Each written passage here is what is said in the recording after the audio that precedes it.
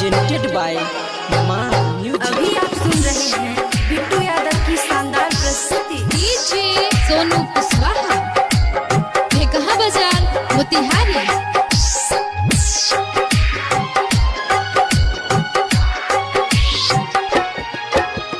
पैसा पब्लिक के सुनै रे दुनिया में प्यार यार। पैसा पब्लिक के सुनै रे दुनिया में प्यार यार। पैसा पब्लिक के सुनै रे दुनिया में प्यार यार। पैसा पब्लिक के सुनै रे दुनिया में प्यार यार। चाहे न के गुरु दिल सा जिंदगी है तो बेकार। पैसा पब्लिक के सुनै रे दुनिया में प्यार यार। डीजे सोनू कुशवाहा, कहाँ बाजार मोतिहारी।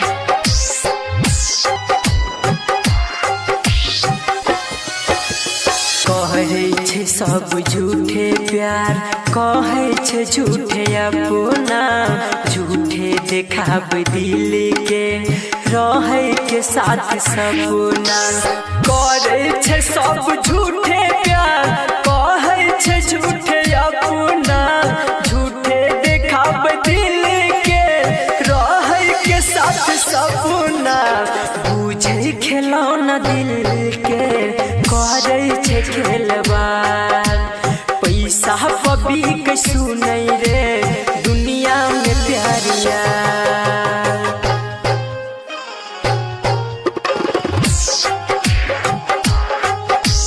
डीजे सोनू कुशवाहा, कहाँ बाजार मोतिहारी। Mix by Bittu Yadav. रहे छे दिल में चाहत सबके लड़का अमीर के। पूछे ने अहिया लड़की कोनो गरीबक जमीर के। रहे छे दिल में चाहत सबके लड़का अमीर के। बुझे ने अहिया लड़की गरीबक जमीर के। दू दिन के चांद बन का जाइए जिंदगी के अनार। पैसा पब्लिक के सुनै रे दुनिया में प्यार यार। डीजे सोनू कुशवाहा, कहाँ बाजार मोतिहारी।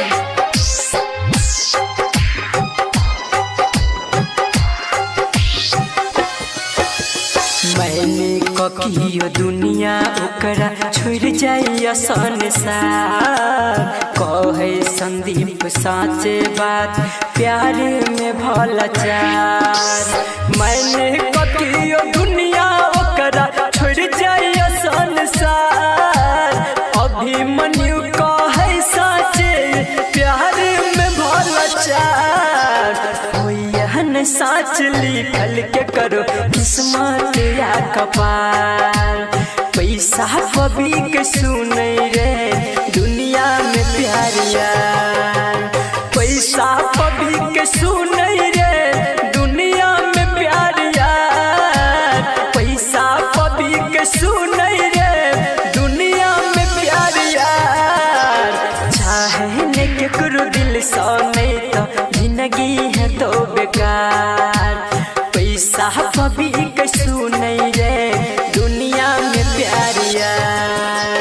चाहे न केकरो दिल सा नहीं तो जिंदगी है तो बेकार।